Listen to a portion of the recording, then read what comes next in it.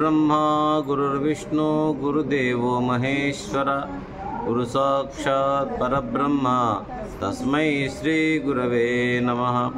शुक्लांबरधरं विष्णुं शशिवर्णं चतुर्भुजं प्रसन्नवदनं ध्यायेत् सर्वविघ्नोपशान्तये।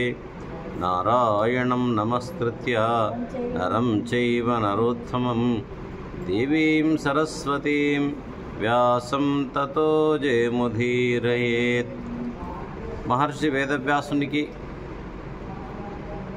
महाशुकब्रह्मकी ప్రణామాలతో శ్రీమన్నారాయణుని దివ్యచరణములకు ప్రణామాలు సమర్పిస్తూ శుకస్థల్ శుక్రతాల్ అనే ఈ భూమికి హృదయపూర్వక ప్రణామాలు తెలియజేస్తూ మరి మనం శ్రీమద్ భాగవత కథామృతాన్ని వింటున్నాం కాబట్టి ఈరోజు మనము అజామినుని యొక్క ఉపాఖ్యానం వినే ప్రయత్నం చేద్దాం.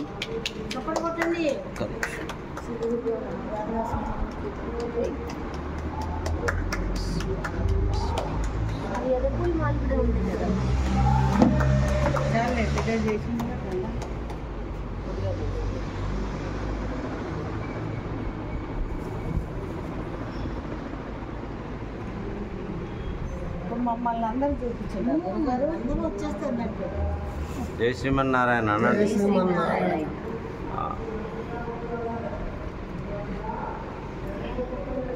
అక్కడ గ్యాప్ ఎక్కువ ఉంది, ఇక్కడ సైడ్ గ్యాప్ కరెక్ట్. మనం శ్రీమద్ భాగవతం వినాలంటే చాలా చాలా పుణ్యం ఉండాలి. మాతాజీ నిన్న గోకర్ణోపాఖ్యానం గురించి అడిగారు. ఇది చాలా వినాలి, చాలా అద్భుతమైనటువంటి కథ. ఇది కూడా భాగవత మహాత్యాల్లో వస్తుంది. ఆత్మదేవుడు అని ఒక మంచి బ్రాహ్మణుడు ఉండేవాడు. ఆయనకు ఒక భార్య ఉన్నది. ఆ పేరు దుందుకారిణి. చాలా బుద్ధిమంతుడు, తీర్థయాత్రలు చేసేవాడు, పుణ్యం, జపం, తపం, ధ్యానం అన్నీ మంచిగా ఉన్నాయి ఆయనకు.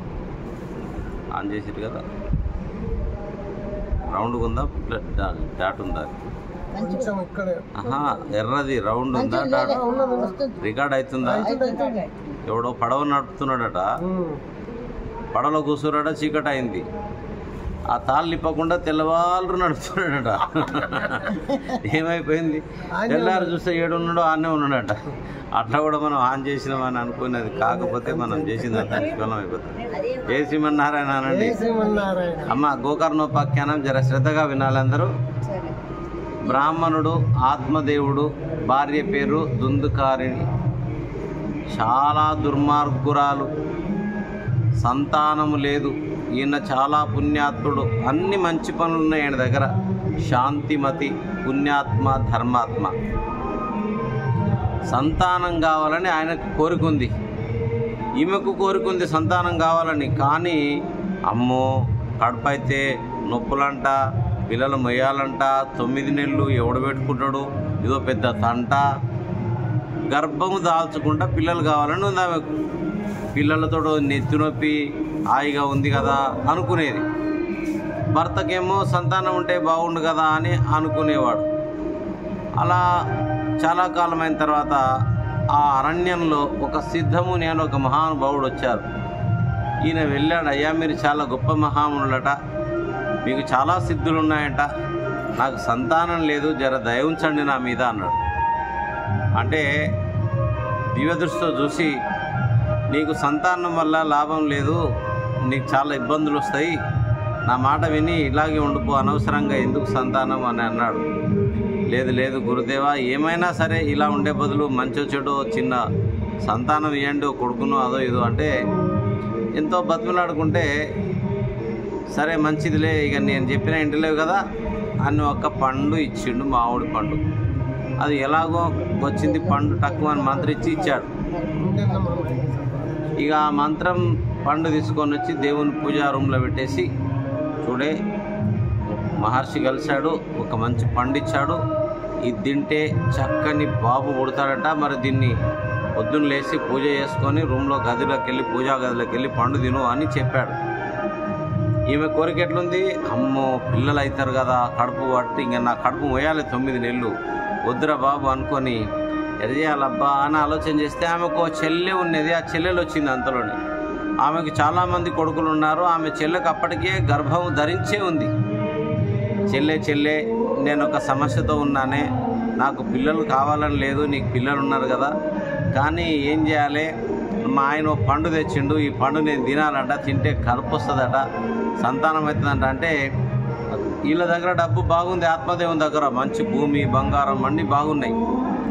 చెల్లెలు ఏమన్నా, అక్కయ్య నీకెందుకు, నేను ఉపాయం చేస్తా, నీకు ఆ ఉపాయం నేను చెప్తా, ఆ పండు నాకు ఇచ్చేసేయి, నేను ఇట్లా గర్భంతో ఉన్నా కదా, ఆ పిల్లవాడిని తెచ్చేసి ఇగో నీ పిల్లవాడే అని చెప్తా, నువ్వు నాకు కొంత ధనం ఇచ్చేసేయి, ఎట్లయినా కనడానికి తల్లిగారింటికి పోతారు కదా ఆడవాళ్ళు, మా ఇంటికి వచ్చేద్దు కానీ నువ్వు ఒకదాన్ని ఉన్నావు కదా అని చాలు చెప్పింది.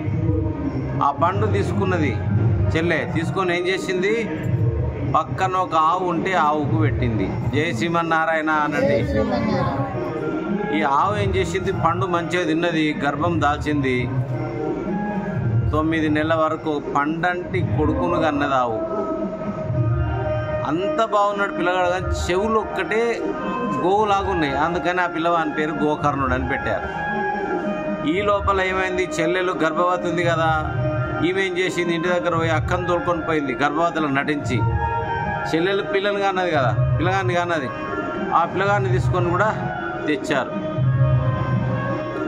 ఏం చెప్పింది, ఇగో మా అక్కయ్యకి కొడుకు పుట్టిండు అని చెప్పింది. ఆమెమో తర్వాత కన్నది, చెల్లెలేమో ముందు కన్నది, ముందు ప్రెగ్నెంట్ ఉంది కదా ఈమె. అప్పుడు ఏమంటుంది, అక్కయ్యకు చెల్లెలు ఏం చెప్తుంది, బావగారు అక్కకు కొడుకు పుట్టిండు, సరే ఈమె పేరు దుందుకారిని కదా, దుందుకారుడు అని పేరు పెట్టారని పేరు. ఇక పిల్లవాడు పెరిగి పెద్దగా అవుతున్నాడు. ఇక ఆ గోవు పుట్టిన పిల్లగాన్ని కూడా తీసుకొని, ఇక మన గోవుకే కదా పుట్టింది, పిల్లవాడు బాగున్నాడు, ముద్దుగా ఉన్నాడు, బంగారం లాగున్నాడు, మంచి గుణగణాలు ఉన్నాయి ఆ పిల్లవాని దగ్గర, మంచి లక్షణాలు ఉన్నాయి అన్నీ. ఇక ఆ పిల్లవాడిని కూడా పెంచుతున్నారు, ఈ పిల్లవాడిని కూడా పెంచుతున్నారు, ఇద్దరు పిల్లలు. ఈ మరదలకు పుట్టిన పిల్లవాడు రాను రాను రాను అన్ని చెడ్డ పనులకు అలవాటు అయిపోయాడు. వాడు తిరుగుపోతాయండు, తాగుపోతాయండు, తిండిపోతాయండు, వ్యభిచారం అలవాటు అయిపోయింది, చేయరాని పనులంటూ లేవు. ఇక ఏం చేయాలో అర్థం కాలే తండ్రికి, ఇంత దుర్మార్గుని ఎట్లా భరించాలరా నాయన అనుకున్నాడు. ఈ దుందుకారి ఇక అలసిపోయింది, తల్లి కూడా ఏం చేయాలో అర్థం కాలే. ఈ ఆత్మదేవుడు ఉన్నాడు కదా తండ్రి, గోకర్ణుడు ఉన్నాడు కదా, గోకర్ణుడు అని పెట్టారు కదా ఆవు కొట్టినవాడిని. ఆ పిల్లవాడిని తీసుకొని, ఆ పిల్లవాడు అన్న, నాన్న నువ్వు ఇంత బాధపడుతున్నావు, పోదాం తీర్థయాత్రలకు, మంచి మంచి నదుల్లో మునుగుదాం, అక్కడిక్కడ పోదాం, పుణ్యం బాగొస్తుంది, తీర్థక్షేత్రాలు జరిగితే. పొద్దున కూడా చెప్పిన, కొంతమందికి తీర్థక్షేత్రాలకు పోవాలని ఉంటుంది, ఆ పక్కపక్క ఉన్న వాళ్ళు ఏం పోతావు ఊకే భలే పోయినవు తీ అట్లా అనొద్దని పొద్దున చెప్పిన. యాత్రలు పోయేటోళ్ళని ఎప్పుడు కూడా ఆపొద్దు, చాలా పాపం, మహత్పాపం. ఎవడన్నా యాత్ర పోతున్నట్టే పోయిరమ్మా అనాలి అంతే, మన సొమ్ము ఏం పోదు. కానీ ఏం పోతావు తీ అని మాత్రం అనొద్దు. అంటే ఎవరైనా యాత్ర పోతున్నట్టే, నేను చాలామంది చూసిన యాత్ర పోతుంటే ఏం పోతావు తీ అని అనేవాళ్ళు, అట్లా అనకూడదట. ఆత్మదేవుడు గోకర్ణుడు ఇద్దరు కూడా చాలా చాలా పుణ్యక్షేత్రాలు తిరిగారు, చక్కగా దానం ధర్మం చేసుకున్నారు. మంచిగా ఒకానొక సమయంలో కాశీ వెళ్ళేటప్పటికి ఆత్మదేవుడికి ఎందుకో అనారోగ్యమో ఏదో కారణం చేత శరీరాన్ని వదిలిపెట్టాడు. ఇక అదంతా చూసుకున్నాడు. పిల్లగాడు ఉన్నాడు కదా, ఇల్లు ఉంది కదా, మన గోకర్ణుని కూడా కొడుకులాగా పెంచుకున్నారు కదా. ఇక అటు ఇటు తిరిగిండు. ఆ పిల్లవాడు ఊరికి వచ్చిండు, ఇంటికి వచ్చేసిండు. వచ్చేటప్పటికి ఇంటి దగ్గర పరిస్థితి ఎట్లా ఉందంటే ఇక ఘోరాతి ఘోరంగా ఉన్నది. ఈ పిల్లవాడు వచ్చేవరకే ఆ తల్లి ఏం చేసింది, దుందుకారి ఆమె పేరు, వీడి ఆగడాలు చూడలేక, బంగారం చాలా ఉన్నది అంతా దొంగులుకున్నాడు, భూమి చాలా ఉండే అంతా అమ్ముకున్నారు, అంతా తినేశారు, వేశ్యలను తెచ్చి ఇంట్లో పెట్టుకున్నాడు. తండ్రి లేడు తమ్ముడు లేడు కదా ఇంట్లో, బయటకు పోయేది వేశ్యల కొరకు ఇంట్లో తెచ్చి పెట్టుకున్నాడు. ధనమంతా అయిపోయింది. ఇక ఎట్లా బతికేయాలి, వేశ్యలు డబ్బులు ఇస్తే వస్తారు కదా, పుణ్యానికి రారు కదా. అలాగే వేశ్యల కోసం దొంగతనాలు అలవాటు చేసుకున్నాడు. కొద్దిగంత బంగారం అమ్మ మీద ఉన్నది, అమ్మగారిని కొట్టి ఆ చెరువులో పడేసిరు అంతే. జై శ్రీమన్నారాయణ. ఆమె ఆ బావిలోనే దూకి చనిపోయింది. శవాన్ని తీశారు, ఎలాగోలాగా అంటుపెట్టారు, అయిపోయింది ఆమె పని. ఇంకా ఈయనకు మోజు దగ్గలే, దొంగతనాలు ఎక్కువైపోయినాయి. రాజభటుల దగ్గర పోయింది, ఎవడో దొంగ ఉన్నాడంట ఈ ప్రాంతంలో, వాడిని పట్టుకొని రా అంటే ఈయన్ని పట్టుకున్నారు బాగానే. ఇంకా చాలా ఘోరమైన శిక్షలు విధించారు.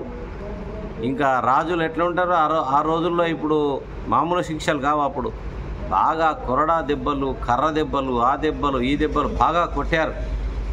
కొట్టినా వీడు ఇంకా మారినట్టు అనిపించలే. మొత్తం నిప్పులు పోసారట వాని మీద. నిప్పులు పోస్తే ఆ నిప్పులలో గాలి చచ్చాడు వీడు రాజుల శిక్షలకు. చస్తే వీడిని తీసుకొని పోయి ఆ బాయిలో వేసిరట. జై శ్రీమన్నారాయణ.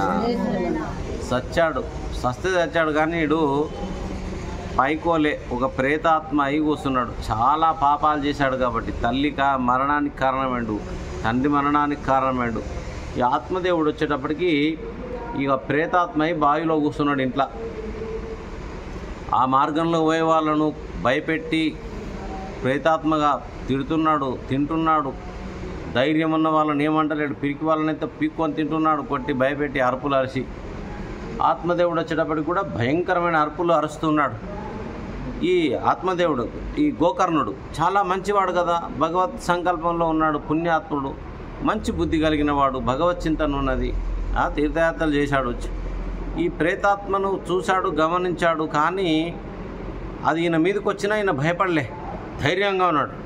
ఎవరు నువ్వు అంటే ప్రేతాత్మ మాటలు రావు కదా. ఈయనకు కొన్ని విద్యలు, ఆ గంగాజలం తీసుకునేట్టు జల్లిండ ప్రేతాత్మ మీద. అప్పుడు ప్రేతాత్మ గంగాజలం చల్లటి వరకే మానవ భాష వచ్చేసిందట. ప్రేతాత్మ కదా, నేను గోకర్ణ మీ అన్నయ్యను దుందుకారిని అంటున్నాడు. ఇదేమిటి అన్నయ్య మరి ఇలా అయిపోయినావు అంటే, మీరు తీర్థయాత్రలకు పోయిన తర్వాత నేను చేయరాని పనులన్నీ చేశానురా, అమ్మ కారణానికి మృత్యువుకు నేనే కారణమైనా, ఉన్న బంగారం అంతా పొలం అంతా అమ్మేశాను, ఇట్లా ప్రేతాత్మను అయిపోయినా అంటే మరి ఎట్లా చేద్దామంటే, ఏమో ఇక నీ దయ ఏమన్నా చేయి, ఇన్ని తీర్థాలు తిరిగినావు, ఇంత పుణ్యం ఉంది నీ దగ్గర అంటే, సరే సరే అంటే ఇంకా ఆ బావిలోకి పోతున్నాడు.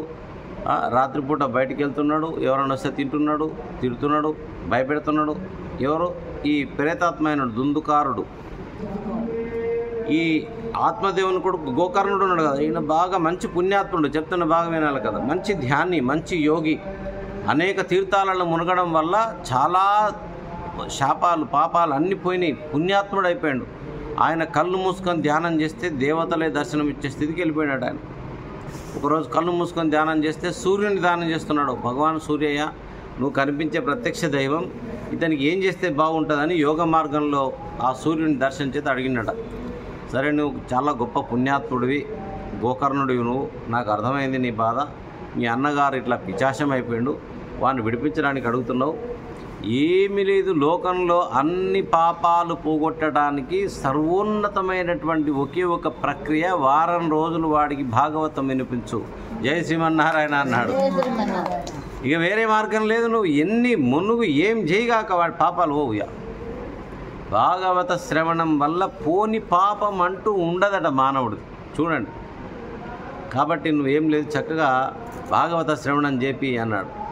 ఇంకేం చేయాలబ్బా అనుకొని ఇక మంచి మంచి పండితుల్ని వాళ్ళని వీళ్ళని అక్కడిక్కడ చేసి మెల్లగా భాగవత ప్రవచనము ఏర్పాటు చేసేటప్పుడు సూర్యుడు చెప్పాడు, ఒక ఎదురు కట్టే బాతు, దానికి అవి ముళ్ళులు ఉంటాయి కదా, ఒక్కొక్క రోజు శ్రద్ధగా వింటే ఒక్క కనుపు పగిలిపోతుంది. 7 కనుపులున్న కర్ర బాతు 7వ రోజు వచ్చేవాడికి 7 కనుపులు కనుక పగిలిపోతే వాడికి మోక్షం వచ్చినట్టే లెక్క అనుకో అన్నాడు. ఎవడు శ్రద్ధగా వింటాడో ఆ కనుపు పగిలిపోతుంది. భాగవత ప్రవచనాల్లో శ్రద్ధనే పనిచేస్తుందట, వినేట వాని శ్రద్ధను బట్టి పనిచేస్తుందట అది. కాబట్టి నువ్వు నీ పని నువ్వు చేయి, వాడి పని ఆయనకి చేయి, వానికి చెప్పు, ఈ విధంగా నీ భాషానికి అర్థమవుతుంది కదా, నువ్వు శ్రద్ధగా వింటే నీకు అన్నీ మంచి జరుగుతాయంటే అనే వరకు ఇక ఆ ప్రేతాత్మ ఆ మూలన కూర్చున్నది భాగవత కథాశ్రవణం చేస్తుంది. చక్కగా 1వ రోజు ఒక కనుపు పగిలిపోయింది, 2వ రోజు, 3వ రోజు, 7వ రోజు వచ్చే వరకు 7 కనుపులు పగిలిపోయి ఆ కర్ర పగిలిపోయే వరకు భాగవత శ్రవణం సప్తాహం అయిపోయింది. ఆకాశంలోంచి ఒక పుష్పక విమానం వచ్చిందంట వైకుంఠం నుంచి. జై శ్రీమన్నారాయణ అనండి. చూడండి, దేవతలు పూలవాన కురిపించారు. అన్నాడు, తమ్ముడు నేను ఇంత పాపం చేసినా నాకు వైకుంఠం పోయే ప్రాప్తం ఎట్లా కలుగుతుంది అంటే, శ్రీమద్ భాగవత కథాశ్రవణం వల్ల మానవుడికి వైకుంఠ ప్రాప్తి ఉంటుంది, సమస్త పాపాలు పోతాయి అని ఆ దుందుకారుడు తెలియజేస్తే, మరి నీకైతే వైకుంఠం నుంచి విమానం వచ్చింది, మరి నా పరిస్థితి ఏంటి అన్నాడు. సరే నువ్వు కూడా ప్రయత్నం చేయి, నేను మాత్రం పోయేస్తా తమ్ముడు, నీ రుణాన్ని నేను జన్మలో తీర్చుకోలేను, ధన్యవాదాలని చెప్పి వైకుంఠ విమానం ఎక్కి మన భక్త తుకారం అయినట్టు పోయిండు. ఇక ఈ గోకర్ణుడు ఉన్నాడు కదా, మరి నేనెట్లా చేయాలనుకొని మళ్ళీ ఒకసారి 500 మంది ఊరందరిని కూడా పిలిపించి చక్కగా మళ్ళీ భాగవత కథ చేస్తే ఎంతమంది చక్కగా విన్నారో 500 మందికి 500 పుష్పక విమానాలు వచ్చినాయంట ఆకాశం నుంచి. ఒక ప్రత్యేక విమానం ఈ గోకర్ణునికి వచ్చిందట చూడండి. అందుకని గోకర్ణుడు ఒక ప్రత్యేక విమానంలో ఆ ఊర్లో విన్నవారందరూ 500 మంది కూడా 500 పుష్పక విమానాల్లోంచి వాళ్ళు సరాసరి వైకుంఠం పోయారట. కాబట్టి భాగవత కథా శ్రవణం వల్ల తొలగని పాపాలు ఉండవంటాడు అంతే. కాబట్టి నిన్న అనుకున్నాం మనం, శ్రీకృష్ణ భగవానుడు భాగవతంలో ప్రతి అక్షరంలో నిబిడీకృతమైనాడు, అవ్యక్తమైనాడు. కాబట్టి మత్కథా వాచకం నిత్యం మత్కథా శ్రవణే రతం. నా కథలు వినేవాడిని, నా కథలు చెప్పించేవాడిని, నా కథలు చెప్పేవాడిని. గో యథా, గోవు ఏ విధంగా వాత్సల్య వత్సల దూడను వదిలి ఉండలేదో, నా భాగవత కథలు వినే భక్తులు నేను వదిలి ఉండలేనయ్యా. గోపాలకృష్ణ మహారాజ్కి భాగవత మహత్యంలో ఈ శ్లోకాలు వస్తాయన్నమాట. కాబట్టి భాగవతం అనేది చాలా పుణ్యమైంది, చాలా పుణ్యమైంది, చాలా పుణ్యం. అవునా, ఇది వింటేనా అది వస్తుందా, ఇది వస్తుందా అని అనుకుంటే ఏమంటాడుగా, నమ్మకం లేకపోతే దుమ్ము, నమ్మితే సొమ్ము. భగవంతుని విషయంలో నమ్మితే సొమ్ము, నమ్మకపోతే దుమ్ము. జై శ్రీమన్నారాయణ. కాబట్టి మనం ఎక్కడున్నాము? సుఖస్థలంలో ఉన్నామండి. శుకుడు పరీక్షితుకు బోధించిన స్థలంలో ఉన్నామండి మనము. కాబట్టి పురాణ రాజం ఇది, 18 పురాణాలలో మహారాజు ఇది భాగవతం. అన్నిటికీ హెడ్ అన్నమాట ఇది. కాబట్టి మన మొదటి రోజు చెప్పిన వేద కల్ప వృక్ష విగళితమై, వేదం అనే వృక్షానికి పండులు పండిన శ్లోకాలు, పద్యాలు ఇవన్నీ. మాడి చెట్టు తినలేరు మీరు, మాడి పండు తినగలుగుతాం. ఇది వేదం అనేది అర్థం కాదు, కానీ వేద పండ్లు ఇవి, వృక్షం అనే చెట్టుకు కాచిన పండ్లు. కాబట్టి అటువంటి భాగవతంలో మరి పొద్దున మనం జడభరతుంది చూసుకున్నాం. సింహం అదేంది, ఆయన జింకగా ఎత్తాడు, మళ్ళీ మానవుడిగా పుట్టాడు, బ్రహ్మజ్ఞానంతో ఉన్నాడు, పూర్వజన్మ జ్ఞానం ఉంది ఆయనకు.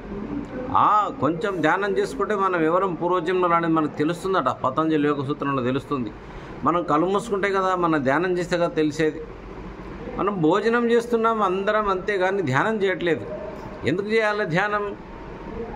ధ్యానయోగ పరో నిత్యం వైరాగ్యం సముపాశ్రితః అహంకారం బలం దర్పం కామం క్రోధం పరిగ్రహం విముచ్య నిర్మమః శాంతో బ్రహ్మభూయాయ కల్పతే. నిత్యం ధ్యానయోగ పరో. భోజనం ఎందుకు చేస్తున్నాం? బతకనికి చేస్తున్నాం. ధ్యానం ఎందుకు చేయాలి? మనం పరమాత్మలో లీనంగానికి చేయాలి, కోరికల కోసం కాదు. నీ యొక్క ఆత్మశక్తిని పొందు. బ్రహ్మానందం పరమ సుఖదం కేవలం జ్ఞానమూర్తిం. ఆత్మానంద రసానుభూతిని పొందవయ్యా. ఆ పరబ్రహ్మలో జీవన్ముక్త లక్షణాలు ఉన్నాయమ్మా భగవద్గీతలో. కాబట్టి వచ్చి పాము గరిచే లోపల ఈ పరీక్షిత్ ఏమైపోయాడు? జీవన్ముక్తుడైపోయాడు. ఖాళీ భౌతికంగా శరీరం ఉంది, కానీ ఆయన ఆత్మ ఎప్పుడో పరమాత్మలో లీనమైపోయింది. త్రయంబకం యజామహే సుగంధిం పుష్టివర్ధనం ఉర్వారుకమివ బంధనాన్ మృత్యోర్ముక్ష్యేమామృతాత్. ఓం త్రయంబకం అని చదువుతాం కదా, దీని అర్థమైంది? వేదమంత్రాలు. మంత్రాలు పురాణాలలో ఉంటాయి, వేదాల్లో ఉంటాయి. వేదమంత్రాలు అవి భగవత్ సృష్టి, మహర్షుల ద్రష్టలు. అవి వేదమంత్రాలు చాలా గొప్పవి పురాణ మంత్రాల కంటే. ఇది వేదమంత్రం రుద్రంలో వస్తుంది. 3 కన్నులు కలిగిన వాడా త్రయంబక యజామహే, నిన్ను ఆరాధిస్తాను, నిన్ను పూజిస్తాను. సుగంధిం పుష్టివర్ధనం, సుగంధ పరిమళము వెదజల్లేవాడా. శివుడు అలా ఉంటాడు, కానీ ఆయన శరీరం, ఆయన శ్మశానంలో ఉన్న బూడిదలో ఉన్న ఆయన శరీరంలో ఎప్పుడు సుగంధ పరిమళాల వాసన ఉంటుందట. అమ్మవారు వెంట్రుకలు, అమ్మవారు కూడా ఎప్పుడు సుగంధ పరిమళాలతో ఉంటుందట. అమ్మవారు ఆ పార్వతీదేవి చూడండి ఎంత విచిత్రంగా ఉంది. ఎవరు చూశారో అనుకోవద్దు, శాస్త్రం చెప్తుంది. దీని మీద చాలా కథలు ఉన్నాయి, మన భాగవతం నుంచి పక్కకు పోవద్దు. ఉర్వారుకమివ బంధన, తుష్టిని పుష్టిని కలిగింపజేసేవాడా. ఉర్వారుకం అంటే దోస పండు, ఇవ అంటే వలె. ఉర్వారుకం ఇవ బంధనాన్ మృత్యోర్ముక్ష్యేమామృతాత్. ఈ దోస పండు ఏంటి? పండిన తర్వాత తీగ ఉంటుంది కానీ అది డిస్కనెక్షన్ అయిపోయి ఉంటుంది.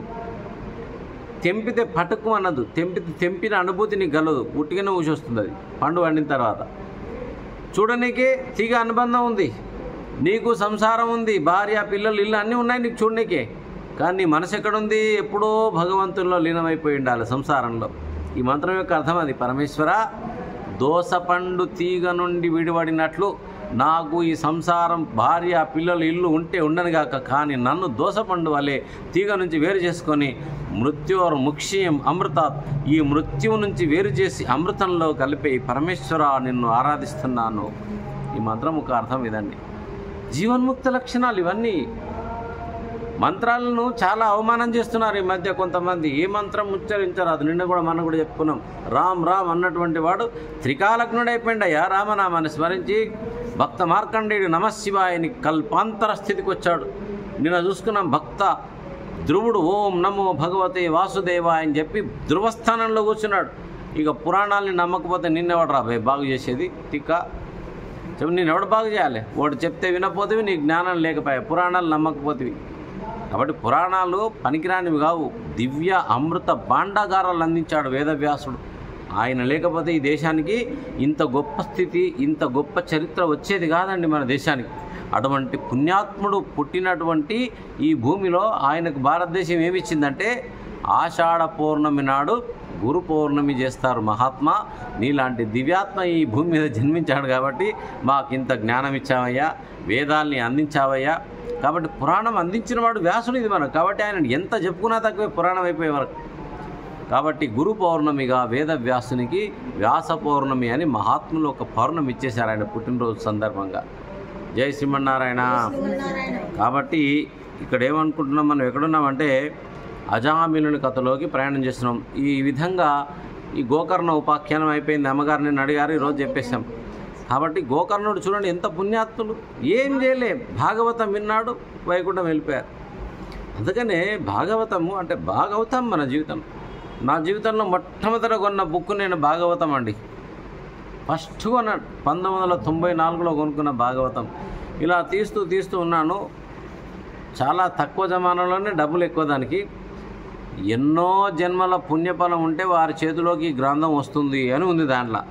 అమ్మా, నాకింత పుణ్యఫలం ఉందా అని నేను అనుకునేవాడిని. నాకు అప్పుడు విద్య లేదు, ఏం లేదు. నాకంత పుణ్యం ఉందా, నేను ఇంత ఇదైపోతున్నా.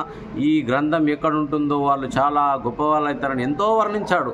అరే ఏమి ఇంత వర్ణిస్తున్నాడు, నాలాంటి మామూలు మనిషి అంత గొప్పవాడు ఎలా అవుతారబ్బా అని మెల్లమెల్లగా భాగవతాన్ని తీస్తూ మెల్లమెల్లగా చదవడం ఆరంభం చేస్తే జీవితంలో ఎక్కడి నుంచి ఎక్కడికే తీసుకెళ్ళాడు శ్రీమన్నారాయణుడు. గోపాలకృష్ణ మహారాజుకి. కాబట్టి భారతీయ సనాతన ధర్మం చాలా గొప్పది. దాన్ని అర్థం చేసుకోలేకపోతే జీవితం వ్యర్థం, అంతే, ఇంక వేరే ఏం లేదు. అంత ఆ విధంగా మనము ఈరోజు ఈ అజామిలుని కథలోకి వెళ్దాం. ఇంకా భగవంతుని కథలు చెబుతూ ఉంటే చాలా సంతోషపడుతూ ఉన్నాడు పరీక్షిత్ మహారాజ్. అబ్బా, ఎంత బాగా చెప్తున్నావయ్యా, నువ్వు అమృతం తాగినట్టుందయ్యా నీ కథలు వింటుంటే. ఇంకా ఎవరైనా పుణ్యాత్మల కథలుంటే చెప్పు అనేటప్పటికీ ఇంకా కొన్ని పుణ్యాత్మల కథలు చెప్తున్నాడు. ఎన్ని పుణ్యాలు చేసినా హరిభక్తి లేనివాడు, లేకపోతే అన్నీ నిరుపయోగాలే. అబ్బా, నువ్వు ఎంత పుణ్యం చేయి. చాలామంది ఉన్నారు పుణ్యాత్ములు లోకం మీద, కానీ భగవంతుని మీద భక్తి లేకపోతే నిష్ఫలం అంటున్నాడు. మొదుగు పువ్వు ఎంత బాగుంటుంది, వాసన లేదు. మొగిలి పువ్వు ఎంత వాసన ఉంటుంది, దానికి భక్తి లేదు. రెండు నిరుపయోగమే ఉన్నాయి కదా. మొగిలి పువ్వు ఎంత వాసన ఉంటుంది, కానీ దానికి భక్తి లేదు. దానికి ఏమైపోయింది, శివుడు పక్కకు కొట్టేశాడు.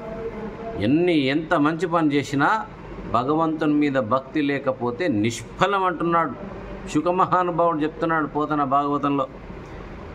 ఇంకా సత్పురుషులకే తప్ప పునరావృత్తి రహితమైన శాశ్వత మోక్ష మార్గం ఈ లోకంలో మరెవ్వరికీ లభ్యం కాదు. పుణ్యాత్ములకే పుణ్యలోకం వస్తుందంటున్నాడు. ఎన్ని పుణ్యాలు చేసినా హరిభక్తి లేనివాడు అన్నీ నిరుపయోగములే.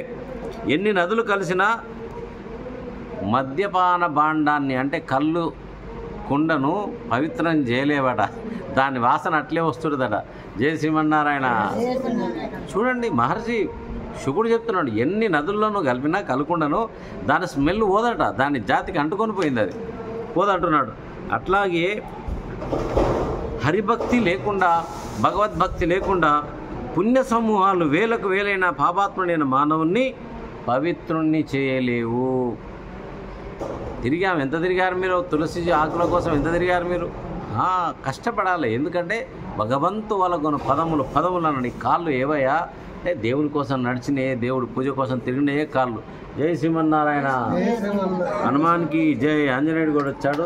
జై హనుమాన్కి జై. బోలో రాజా రామచంద్ర మహారాజుకి జై. కాబట్టి ఎల్లప్పుడూ శ్రీమన్నారాయణ పాదపద్మాలపై మనస్సు లగ్నం చేసిన మహాభక్తులు ఆ వాసుదేవుని సుగుణములందు అనురక్తులు యముణ్ణి కానీ యమపాశములు ధరించిన యమదూతలు కానీ కలలో కూడా చూడలేరట. భగవంతుని యొక్క భక్తుల్ని యమదూతలు కూడా చూడలేరట కలలో కూడా. అటువంటి మహానుభావులకు మహాభక్తులకు ఎటువంటి పాపకర్మలు ఏమాత్రం అంటవు. కాబట్టి మనకు భగవద్గీతలో ఇటువంటి శ్లోకాలు చాలా ఉంటాయి. ఎంతటి పాపాత్ముడవైనా అర్జున, భగవద్గీత భాగవతం రెండు ఒకటే అనుకున్నాం మనం. అపిచేసు దురాచారో భజతే మామనన్యభాగ్ సాధుయేవ సమంతవ్య సమ్యక్ వ్యవసితో హి సహా క్షిప్రం భవతి ధర్మాత్మా శశ్వశ్చాంతిం నిగచ్చతి కౌంతేయా ప్రతిజానీహి నమే భక్తః ప్రణశ్యతి. అర్జున, ఎంతటి పాపాత్ముడైనప్పటికీ ఈ లోకంలో నా నామస్మరణ ఎవడు చేస్తాడో వాడు అన్ని పాపాల నుంచి త్వరగా విడిపడతాడు, సాధువుగా లెస్సగా పరిగణించబడతాడు. కానీ నిన్నటి వరకు ఎటువంటి వాడు? వాటికంటే గొప్ప పాపాత్ముడు ఇంకెవడు లేడు. కానీ భగవన్నామస్మరణ చేస్తున్నాడు కదా, అందుకని సమస్త పాపాలను పోగొట్టుకుని లెస్సగా, మామూలుగా కాదు, పుణ్యాత్ముల కోవలోకి చెందుతాడు. అంతేకాదు అర్జున, నా నామాన్ని స్మరించేవాడు క్షిప్రం భవతి ధర్మాత్మా శశ్వశ్చాంతిం నిగచ్చతి కౌంతేయా ప్రతిజానీహి నమే భక్తః ప్రణశ్యతి. అర్జున, త్వరితగతిన వాడు ధర్మాత్ముడుగా మారుతాడు. ఎవడు? నా నామాన్ని స్మరించేవాడు. అబ్బా, ఎంత గొప్ప విషయం ఇది. రత్నాకరుడు దొంగ ఏమ్మా, కానీ రామరామ అంటూ త్రికాలగ్ని అయిపోయింది ఆయన. శశ్వశ్చాంతిం నిగచ్చతి, శాశ్వతమైన శాంతిని పొందుతాడు. అర్జున, ప్రతిజ్ఞ చేసి చెప్పవయ్యా, నా భక్తులైనటువంటి వాడికి నాశనము లేదు పో అన్నాడు. బోలో సీతారామచంద్ర మహారాజుకి. కాబట్టి అటువంటి పుణ్యాత్ములు ఎవరైనా తరించారా అని అడిగితే ఉన్నాడయ్యా ఒక మహాపాపాత్ముడు ఉండేవాడు. ఆయన చేయరాని పనులంటూ లేవు. ఎటువంటి పాపాత్ముడు అయినప్పటికీ కూడా ఆయన ఎలా తరించాడో చెప్తాను విను ఆయన కథ అని చెప్తూ, నరనాథ వినుము కన్యా గుబ్జాపురమున కలడు బ్రాహ్మణుడు అజామిలుండనంగా పాతకుండతుల నిర్భాగ్యుండవగ్నుండు నష్ట సదాచారి కష్టరతుడు జూదంబులందు దుర్వాదంబులందును చౌర్యంబునందు మచ్చరము కలిగి తొత్తును పత్నిగా మత్తుడైవరయించె కొడుకుల పదురుగంబడల బాసి మోహ జలదిలోన మునిగి ముచ్చట తీర బాల లాలనాది లీల తగిలి పెద్ద కాలమతడు పెంపారసుకి ఇంచి బలితమెల్ల తొలగి సలితుడయ్యే. ఓ పరీక్ష మహారాజా, పూర్వము కన్యాకుబ్జమనే నగరంలో అజామిలుడని ఒక బ్రాహ్మణుడు ఉండేవాడు. ఇతడు చాలా పాపాత్ముడు, పరమ దరిద్రుడు, నిత్య నింద్య చరిత్రుడు. వాణ్ణి వినొద్దట, అంత చరిత్ర చెడ్డగా చేసుకున్నాడు ఆయన. అజ్ఞాని, దురాచారపరుడు, నికృష్ట జీవనుడు. జూదమన్నా వివాదాలన్నా ఆధారమండు. కొందరికి కొట్లాట అంటే భలే ఇష్టం, ఆయనకు చాలా ఇష్టమంట కొట్లాట అంటే. దొంగతనానికి పెట్టింది పేరు. జై శ్రీమన్నారాయణ అనండి. అమ్మ, ఎన్ని అలవాట్లు ఉన్నాయి చూడండి. వ్యభిచారం ఉంది, జూదం ఉంది, వివాదాలు ఉన్నాయి, దొంగతనం ఉంది. యవనపు మత్తులో ఒక దాసిని భార్యగా చేసుకున్నాడు. 10 మంది కొడుకులను కన్నాడు. ఆ వ్యామోహ సముద్రంలో మునిగిపోయాడు. ఆ పిల్లల లాలన పాలనలో ముద్దు ముచ్చట్లు చాలా కాలం గడిపాడు. సంసార లంపడుడై ఆనందంలో మైమరిచాడు. మురిపాలన్నీ ముగిసి ముసలివాడైపోయినాడు. ఎన్ని రోజులు ఉంటారండి? విద్యుచ్చలం జీవితం. యవనం శాశ్వతమైనది కాదు, మెరుపు లాంటిదట. విద్యుచ్చలం యవనం. మెరుపు ఎట్లా మెరుస్తుందో యవనం అట్లా వస్తుందట, పోతుందట. దాన్ని చూసుకొని మురిసేవాళ్ళు చాలామంది అట ఈ లోకంలో. వస్తుంది, పోతుంది, అంతే. కాబట్టి మలినమైన మనసు ఎప్పటికైనా నిర్మలమవుతుంది అన్నట్లుగా అజామిలుని నల్ల వెంట్రుకలు తెల్లబడ్డాయి. 10 మంది కొడుకులు కన్నాడు. వయస్సు 88 ఏళ్ళు వచ్చినాయి. ఎంటుకలన్నీ తెల్లగైపోయినాయి. మోహబంధాలు జారిన తీరితిగా బలం సన్నగిల్లి అవయవాలు పట్టుదప్పినాయి. ఇంద్రియ వాంఛలు ఇక నాకు అక్కర్లేదన్నట్టు తల అడ్డంగా వణుకుతుందంట. ఇటిలో వణుకుతా చూడండి కొంత వయసు అయిపోయినాక. కామోద్రేకం వయస్సుతో పాటు తరిగిపోయిన విధంగా కంటి చూపు కూడా మందగిల్లిపోయింది. ఇంకా పండ్లు ఊడిపోయినాయి. ముక్కంతా చీముడు గారుతుంది. దగ్గు, ఆయాసం పెచ్చరిల్లాయి. తలనొప్పి మొదలైంది. మనస్సు చెదిరిపోయింది. ముసలితనం ముంచుకొని వచ్చింది. ఆ బ్రాహ్మణుడికి 88 ఏళ్ళు నిండటం వల్ల మతి కూడా చలించింది. 88 ఏళ్ళకు వచ్చిండు. అయినా భ్రాంతి పోలేదు. చిన్న కొడుకు పేరు నారాయణుడు అని పెట్టుకున్నాడు. ఆ చిన్న పిల్లవాడంటే ఈ అజామిలుడికి చాలా ప్రాణమట. పుత్రవాత్సల్యంతో పొంగిపొరగా అజామిలుడు అతని భార్య ఆ కుమారుణ్ణి సదా ముద్దు చేస్తూ ఉండేవారు. చిన్నవాడు కాబట్టి ఎక్కువ ప్రేమిస్తూ ఉండేవారట. అమాయకు మాటలాడుతూ అందమైన కనుముక్కు తీరు కలిగి చక్కటి బాలభాగం కల ఆ పిల్లవాడిని చూచి ఆ దుష్ట బ్రాహ్మణుడు సంతుష్టాత్ముడై మురిసిపోతూ ఎక్కువగా ప్రేమ చేస్తూ ఉండేవాడు. నారాయణుడు పక్కన కూర్చుండే తినేవాడు కాదు, నీళ్లు తాగేవాడు కాదట. ఆ కొడుకును అంత ప్రేమగా చేస్తుండేవాడు. ఎప్పుడు ఆ పిల్లవాడితోటే కాలం గడుపుతుండేవాడు. కానీ మరణం ఒకటి ఉన్నది అని తన బైక్ వస్తుందని కానీ ఎప్పుడు ఆలోచన చేయలే. ఈ విధంగా ఆ బ్రాహ్మణుడు కాలచక్ర గమనాన్ని గమనించకుండా కాలక్షేపం చేస్తూ ఉన్నాడు. అతడికి భయంకరమైన మరణకాలం ప్రాప్తించింది. అప్పుడు అతడి ప్రేమాతిశయంతో తన కుమారుణ్ణి తలుచుకొని నారాయణ అంటూ పెద్దగా శబ్దం మొదలుపెట్టాడు. ఏమన్నాడు? నాకు వినమల్లే. ఏమన్నాడు అని పెద్దగా శబ్దం చేసినాడు. చూడండి. అప్పుడు ఆ సమయంలో అత్యంత పాపాత్మలను పట్టి బంధించి బాధించడానికి వచ్చిన సకలలో ఒక భయంకరమైన యమదూతలు అతడికి కనిపించారు. వాళ్ళని చూడగానే వాడు గుండెలు చెదిరిపోయినాయి. ఏదో కొంచెం పుణ్యం ఉంటే కానీ యమదూతలు కనిపిస్తారు. లేకపోతే వాళ్ళు వచ్చి గుద్దుతూనే ఉంటారు, తంతనే ఉంటారు, ప్రాణం లాక్కొని పోతూనే ఉంటారు. జై శ్రీమన్నారాయణ. వాళ్ళు కనిపిస్తే కూడా ఒక పుణ్యమేనంట. ఎందుకంటే వాళ్ళు మనం మర్యాద ఏమన్నా ఎప్పుడు కనిపిస్తారు? నీకు పుణ్యం ఉంటే కనిపిస్తారు.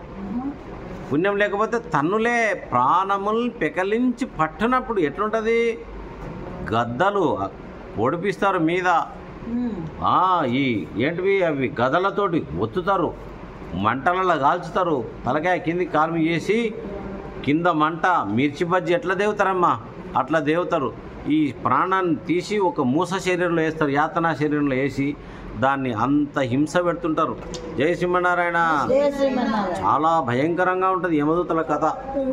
అందుకే చచ్చేటప్పుడు కొందరు ప్రాణం నోట్లోంచి వెళ్ళిపోతే నోరు వంకగా వెళ్ళిపెట్టి నాలుగే తెరుచుకుంటారు.